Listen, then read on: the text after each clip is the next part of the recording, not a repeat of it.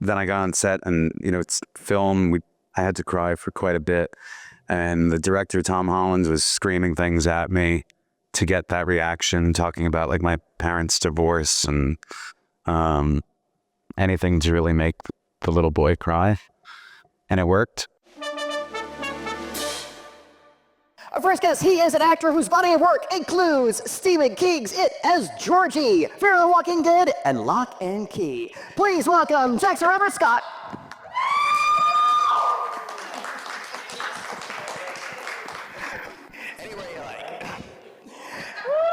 And next, he is an actor and musician whose roles include Spawn, Wes Craven's New Nightmare, and the original Pet Sematary, or as we like to call it, the good one. Oh, please welcome Miko Hughes!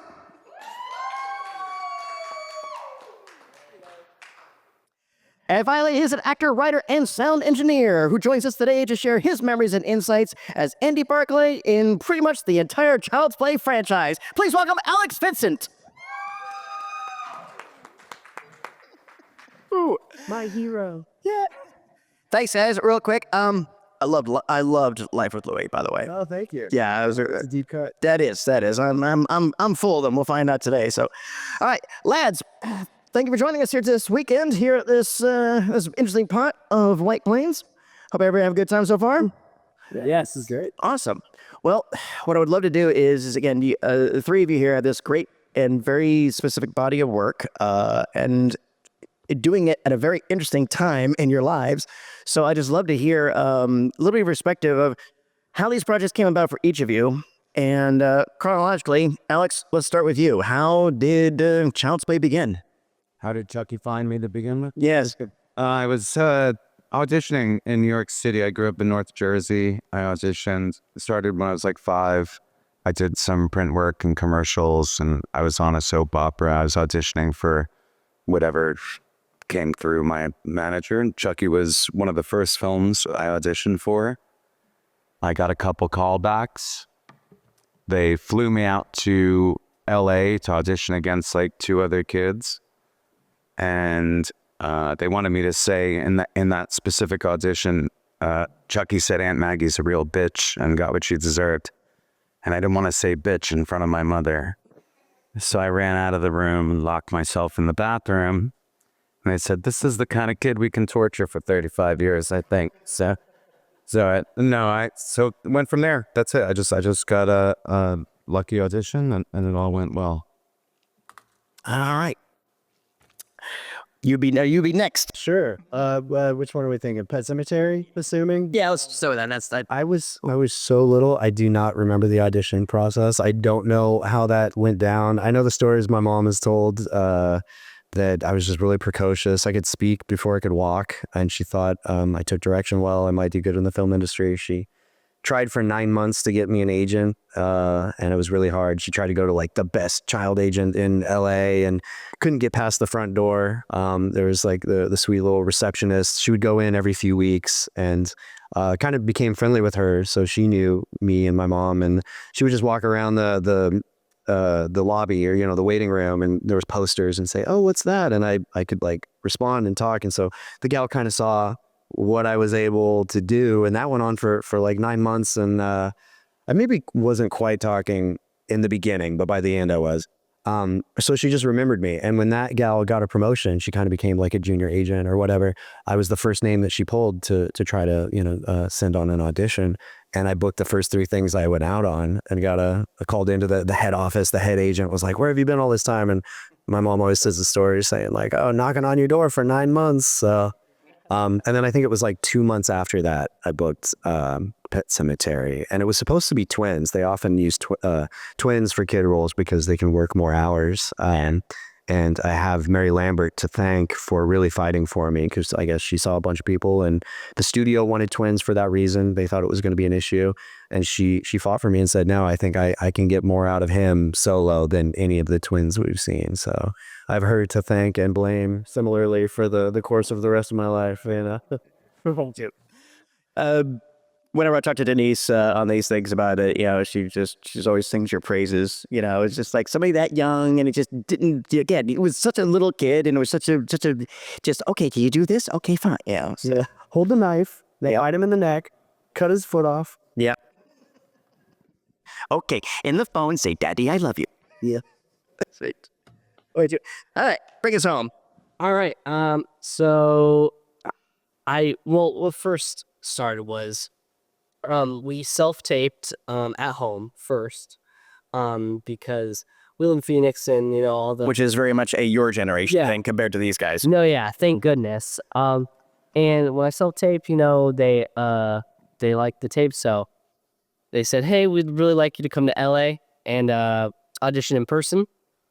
So we made the commute. We drove all the way out there. Our car actually broke down on the way. Oh, And we were like really late. But then they're like, "Oh, don't worry, no worries." Andy and Barbara, the producer and director, they are so sweet and so kind and are genuinely probably the most kindest people I've worked with in the industry. And they were so understanding. And I made it there.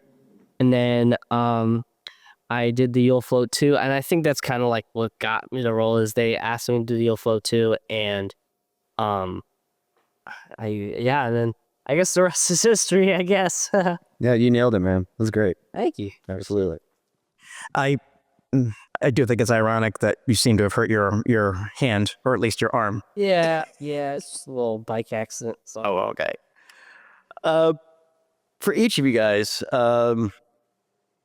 if you think back on it, or you hear the stories looking back, and you can pull from No Nightmare as well too. It's like, do you ever think looking back, it's like, boy, if I could put my adult brain in my body at that, I would have done it like this. Is there anything, either performance-wise, just behind the scenes, or just anything you would have like transposed and done differently? Interesting. Do you want to start on here? Yeah, I think more so in my personal decisions in life than my professional ones. But no, I don't really think that much about that with the first two films when I was young. There's kind of, as Miko, there's like a separation a little bit between you. There's not much insecurity about what you do at 6 when you're there or looking back at it.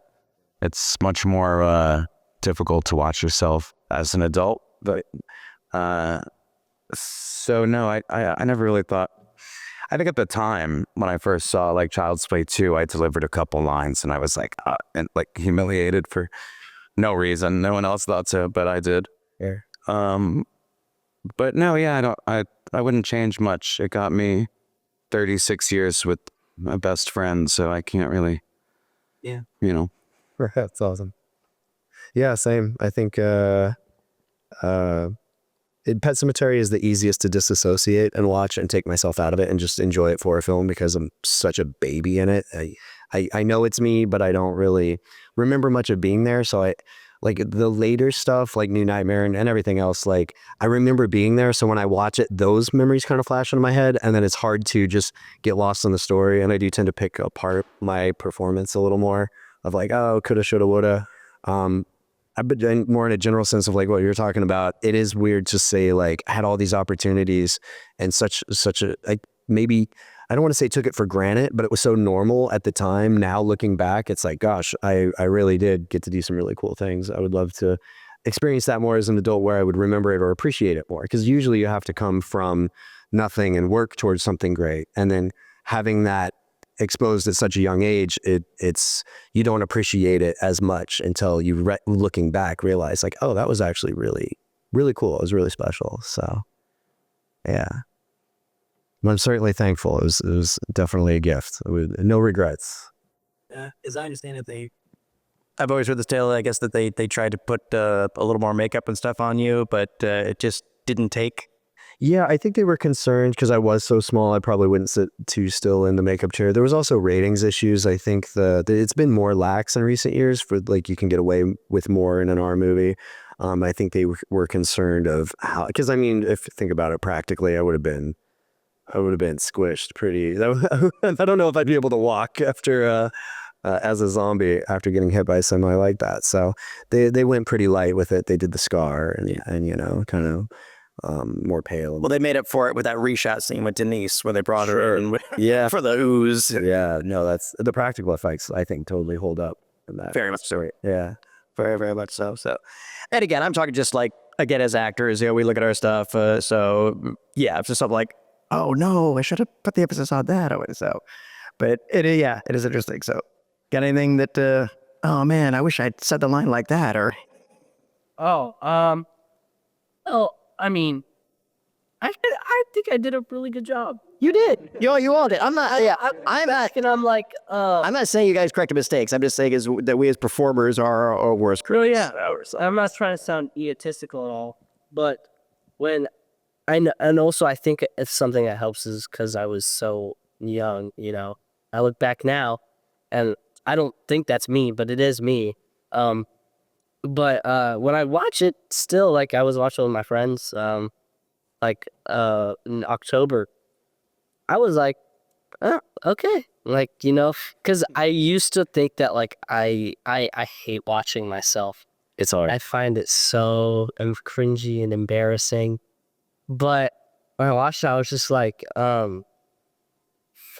actually, I think there's one thing. I wish like maybe like I laughed a little differently because like I laughed a little way and obviously knowing that like your laugh is fake on camera. You know what? Everyone knows it now. Yeah, it's like nobody else would probably even think or notice that, but it's something you pick up. I think laughing and crying are the two hardest things to do. I guess like I would have laughed genuinely, but obviously, it is what it is. But I think I did okay. Not trying to be egotistical, but I'm happy with the way it turned out, and yeah. No, it didn't. It work? Locke Key, everything like that, man. You've all three of you guys continued to, it wasn't just these horror films. You all continued to do great work. And like Alex, when they pulled you back, that little stinger at the end, and everyone was like, I think that's the kid. It is the kid. And then the series and everything else. So it's just. We had to put a couple clues and photographs on a wall. And I kept that a secret for a year. But that was tough. But it was hard. It was fun, but it was tough. Yeah. And then, what was really tough is that like a week before someone said something, leaked it somewhere. And I was furious. I personally furious. Yeah. Like I got over it, but it was disappointing. Yeah. That's sometimes it's fun when that stuff happens though. It builds hype. Well, it also ended up being that they moved it from the last scene of it was originally the last scene of the film. Because the Alice character, if you know from Curse of Chucky, she was going to die. She was actually going to die first. And then I think there was a decision not to kill the girl. So they switched things around and then moved her scene to the last scene, moved mine to after credits. So in retrospect, it getting out is probably good because more people didn't walk out. Yeah. Yeah. That's cool. It was fun though. It was really fun. And Brad Dourif, it's the first time I'm acting in like 20 years, and Brad Dourif is sitting in Video Village watching. That was it. That was fun. Yeah. Oh yeah. That was intimidating. Of course, being kids, there's lots of very specific rules and stuff like that working with you. Were any of you guys? Do you guys have to be tutored? You both might have been too young at the time, but you were definitely at that age. So I was. Yeah. Yeah.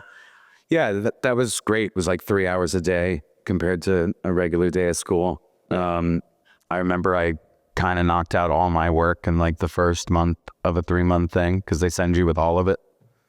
And so I finished it all. So then for 2 months, I was just treating school like I did in high school and not really doing anything. Yeah.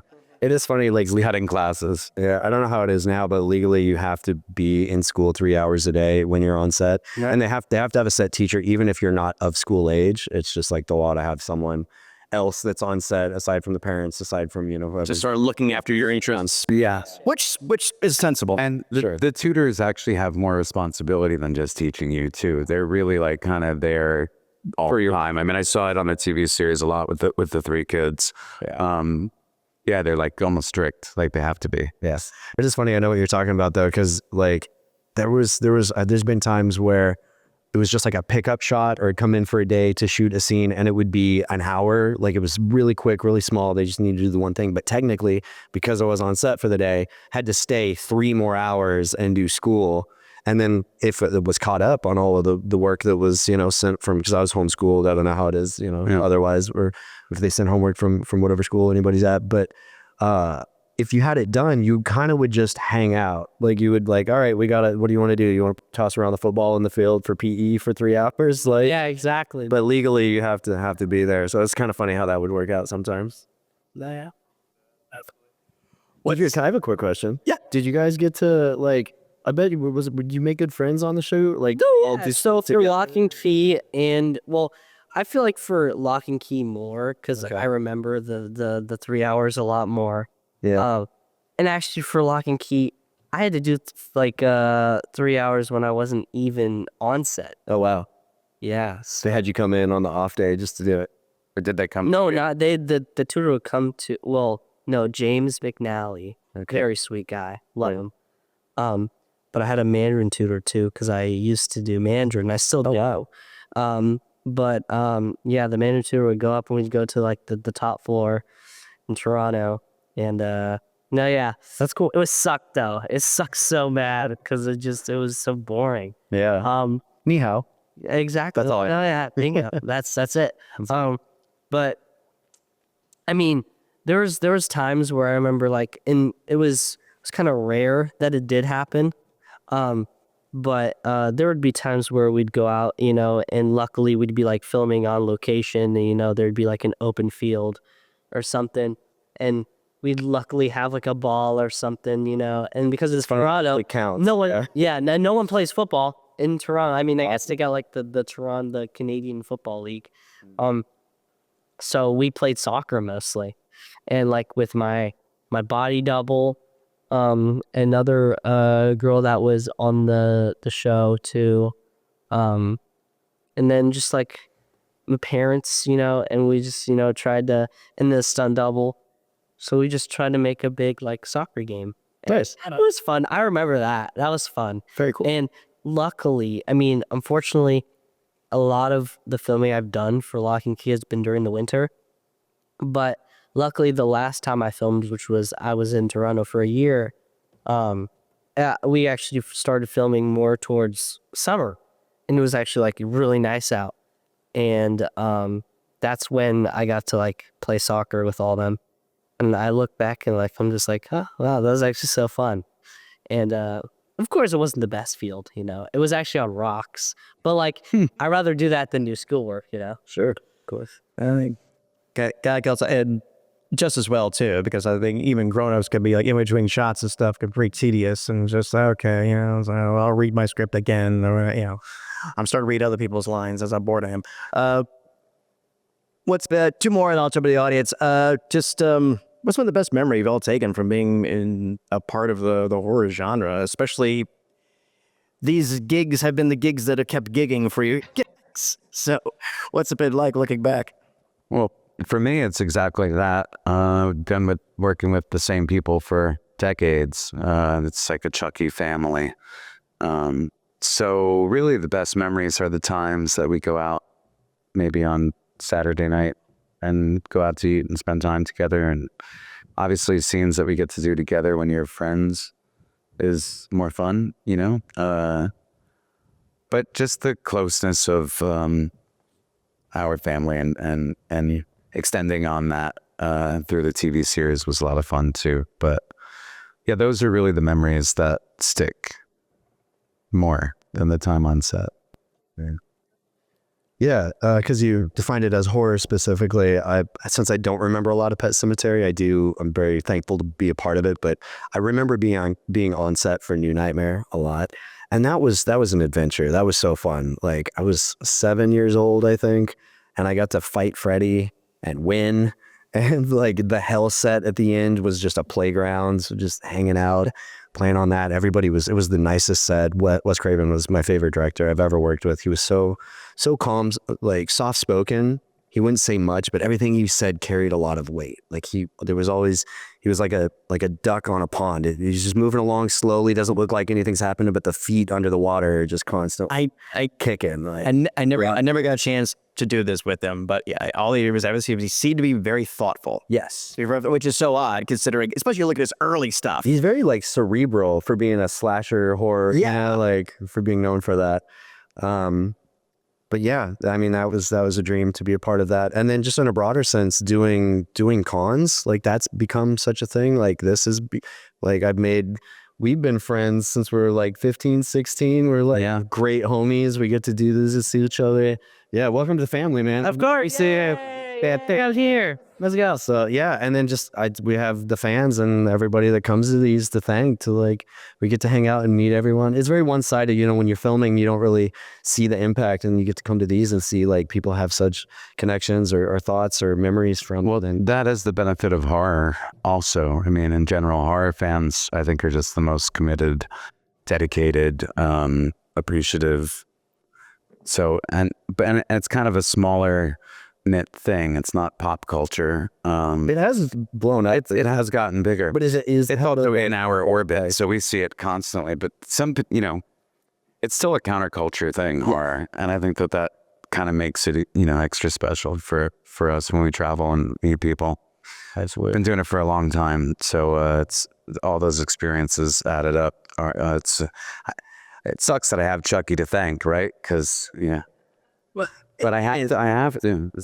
Talking to the Jasons yesterday, it says it's always so weird. It's like to thank you guys for your work, but but it's the same thing. I mean, again, horror is a genre. It's make believe. It's okay. I mean, yeah, horrible things happened into it, but you still have both your arms. Okay, you're still alive. Oh, you get scared. You go to haunted houses to get. You're not the dolls that come at you yet. So yeah, it's just a nice adrenaline rush. It's very that simple, and it's not like you're gonna die. You might feel like you're going to die in the moment, but like that's the fun of it. Reminds you you're alive. Exactly. That's why people go do roller coasters and do a bunch of crazy stuff. Jump out of planes. No? Sometimes you die doing that, though. Yeah. I'd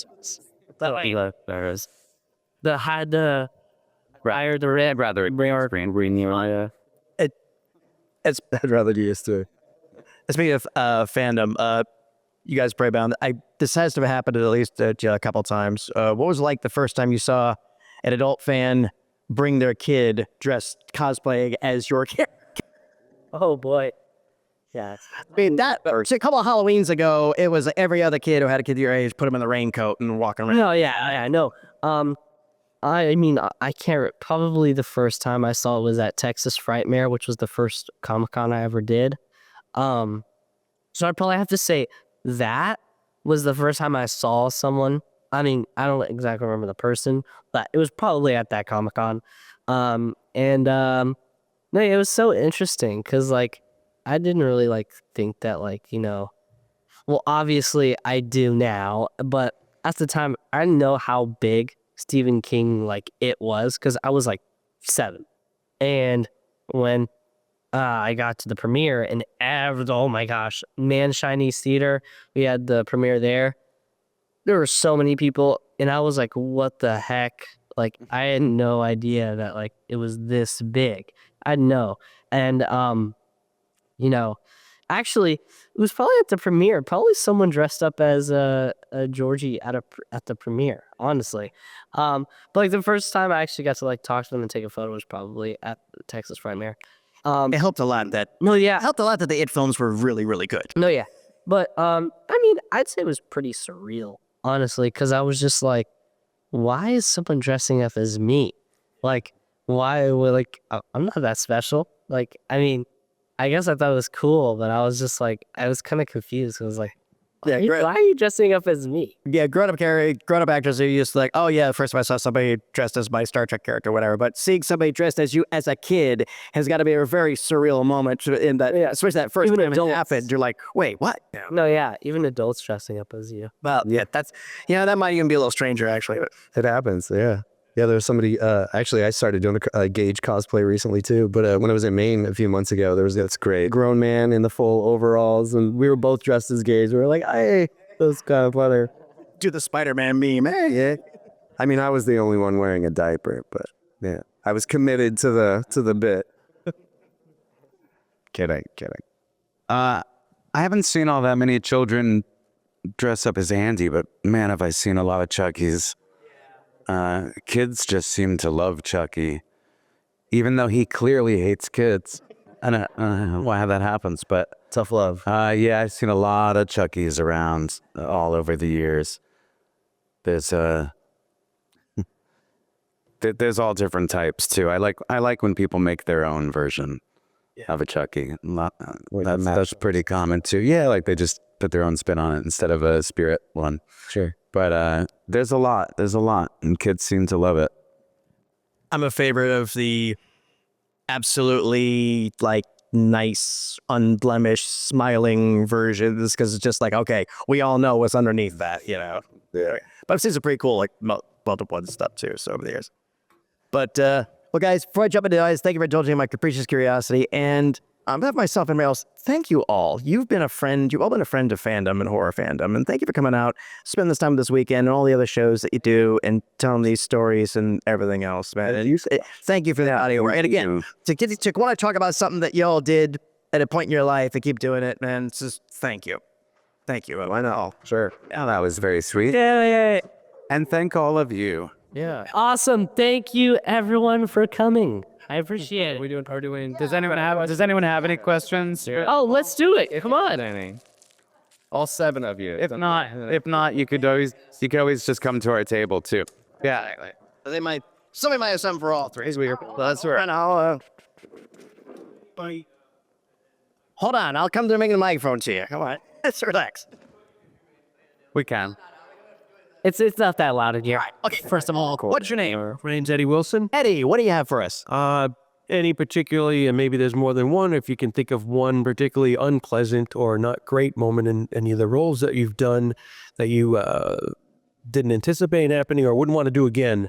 How about just a surprise? How about this? An unexpected moment. I don't want to relive something horrible. I got one. Well, you know, you go ahead. No, you go. A New Nightmare. They set up a scene where Freddy was going to scare me, and they didn't tell me because they wanted a natural reaction, which is totally understandable. But I didn't take well to it. I think I was just having a bad day. I was like crying, and my parents were horrified because I think I was like, I don't want to act anymore. I just want to go home. And they're like, oh my God. I think Wes was concerned, and it really wasn't that bad. It's funny. They talk about it in the Never Sleep Again documentary. We recorded like hours for that thing. And then that's the only clip they used. They made it sound like I was ruined the whole film, but it was one day. I had one bad day, and I was genuinely upset for that day. But looking back, it was my favorite film to be a part of, and it was one of the coolest experiences. So, awesome. But there was that moment. So, yeah. Yeah. It's the Freddy film that unfortunately sailed over some of the fandom's head. Unfortunately, It was a little before its time, I think. yeah, That stuff was more the popular now. metactual thing and stuff like that. But yes, it's been revisited, and people are suddenly realizing, oh yeah, It wasn't as big when it came out, but within the scene, it has achieved, I think, like fan favorite status of the series. It's one of the well-liked ones, thankfully. Robert certainly liked being in a Freddy film without the makeup. So Yeah. Yeah. Honestly, for me, probably like the one thing that was like really like annoying and just uncomfortable was the rain, because it was very, very, very, very, very cold. And being in Canada, actually, we filmed it during the summer. So like actually summer, it was like September, August. But so it was actually like really sunny outside, and they made it so the CGI made it look like it was dark and stormy. But it was really nice outside. And then I was like, oh my God, this is going to be a super fun day. And then the rain machines turned on. And oh boy, that must have been like the coldest water I've ever felt. It was so cold. That's tough. And having jeans on, wet jeans with the wet socks. Oh man. And that would probably be that part, honestly. Yeah. What about you? Fair enough. In Child's Play 1, that scene where Andy breaks down crying, that was something that I was anxious about to begin with. It was on like page 48. I knew that. I knew what day on the one-liner it was going to be. I was kind of anxious about the prospect of that to begin with. And then I got on set, and it's film. I had to cry for quite a bit. And the director, Tom Holland, was screaming things at me to get that reaction, talking about like my parents' divorce and anything to really make the little boy cry. And it worked. The other way that I see it also, I mean, I wanted to do good at it. So it's kind of okay to take that at the moment, believe it or not. Like I knew it was important, and it was important to me that I did it well. And I remember we ran out of tape. Like you run out of tape sometimes while I'm like full blown crying. And I remember do it again. I remember saying, "I'll keep crying. It's okay." But yeah, if there was one moment, it wasn't the blood, it wasn't the murder, it wasn't the fuck words. It was that scene was too emotional. Yeah, it was hard. Yeah, it was tough getting stabbed. You got 100 times. Fun question. Thank you. One for you. Absolutely. All right, here's another one. I'll come to you. Don't relax. That's over here. Hi, what's your name? Maggie. I was wondering, do you have any favorite horror films? And maybe even like, wow, I would have loved to have a role in that movie. Do you have any favorites? The Shining is probably my all-time favorite. I love the Hostel movies, as messed up as they are. I like the Saw movies. I think there's so many like subgenres within horror, so it's hard to pick a favorite. I've always said my all-time favorite movie is Beetlejuice, the original, which isn't really a horror, but it's got horror themes. It's very kind of Halloween-y, I guess. My favorite of the more recent era films, I'm really big into Sinister 1 and 2, just because the sound design, that has something about the sound in some of those, the videos, the reel-to-reels that he watches, is more terrifying and gets under my skin than anything visually I could see. I think audio can be scarier than. I appreciate that comment. That's an audio cut. I appreciate that comment. Alex has plenty of opinions on that. Yeah. So for whatever reason, I go back to those films, and I feel like Ethan Hawke is really underrated as an actor. And though he was like really good, not that that he wouldn't be highly rated, but I think people sleep on it. Like he just stood out to me in those. So that comes to mind. But there's plenty of others, I guess. Depends on the day you ask me, I guess. How about you, man? Oh, my favorite horror film. I have probably, for me, favorite horror film. No. Yeah. Do you like scary movies? Do you watch? No, they're scary movies. I really like The Conjuring. That was really fun. Insidious, the first one. Yeah. Really great too. Yeah. A child. This isn't like horror, but for me, a movie that actually scared me a lot, and this is gonna be so ironic, and it was because the reason why I say this is my the thing that scared me the most was because it was unexpected, is Coraline. Oh, And that's kind of freaky. no, yeah, and I'll tell you why. So it was like December, right? Me and my sister, we're chilling, and my mom, she probably just wants to, just chill. And so she puts on a movie so me and my sister can watch, and we can be out of her hair. She puts on Coraline, and she thinks it's a Christmas movie. And me and my sister were watching this halfway through, and we're like, oh, okay, this is fine. This is cool. And then it starts getting a little creepier, and we're like, what is going on? And then my sister leaves. It's just me, and I'm like, this is scary, because I was expecting oh man, I know I finished it too. Yeah. No, yeah, I finished it, Yeah. and I've watched other horror films around that age too, and none of them scared me because I knew they were The unexpected. I knew what to expect because I've been in a horror film and stuff, so that wasn't the problem. What the problem was I was expecting a Christmas movie, and then all of a sudden I got a girl, a creepy monster wanting to sew buttons into a girl's eyes. Yeah. No, yeah, and that was really creepy. I don't know. But actually, favorite horror film. This is it's gonna be surprising. It was a movie on Netflix. Surprisingly, it was called Incantation, and it really scared the crap out of I me. might have seen that. No, Is it Asian? yeah, Yeah, that was fun. no, yeah, Like found footage style. yes. It was so cool. Okay. And I didn't put it on dub. I put it on subtitles. Sure. And because I know Mandarin, I understood a little bit of it. Nice. So that was fun. And I just thought the concept was so creepy. Yeah, it was clever. Cause I thought it was really cool. And that was like the one horror film after it that like really like after finishing it, I was like, what the heck did I just Kind of stuck with watch? you. Yeah. No, yeah, I was like, what the heck did I just watch? Oh my gosh. That's cool. No, yeah. Yeah. Thank you so much. That was a great question. Great question. Personally, I've always wanted to be stepped on by Godzilla.